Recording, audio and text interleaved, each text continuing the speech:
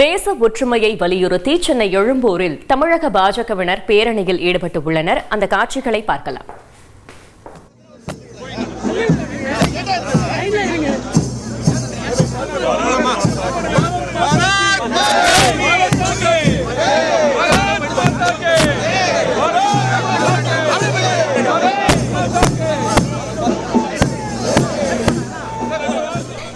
கூடுதல் விவரங்களை செய்தியாளர் சசிதரன் வழங்க கேட்கலாம். சசிதரன், வணக்கம். கள தகவல்களை சொல்லுங்க.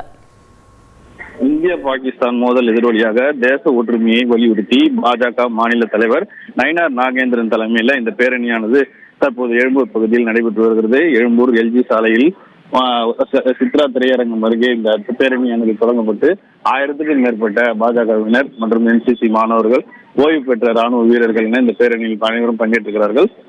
கையில் மூவர்ண கொடியை ஏந்திய இந்த பேரணியானது ரமடா ஓட்டல் வரைக்கும் சென்றடையும் என்று தெரிவிக்கப்பட்டிருக்கிறது. சுமார் 1 கிலோமீட்டர் தூரம் போரில் வெற்றி கண்ட வீரர்களுக்கும் அதற்கு வித்திட்ட பிரதமர் மோடிக்கும் நன்றியை தெரிவிக்கும் வகையில் இந்த பேரணியானது நடத்தப்படுவதாக தெரிவிக்கப்பட்டிருக்கிறது.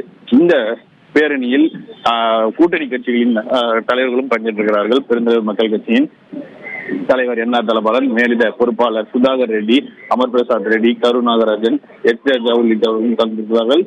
நயினார் நாகேந்திரன் தலைமையில் இந்த பேரணியானது தற்போது நடைபெற்று வருகிறது.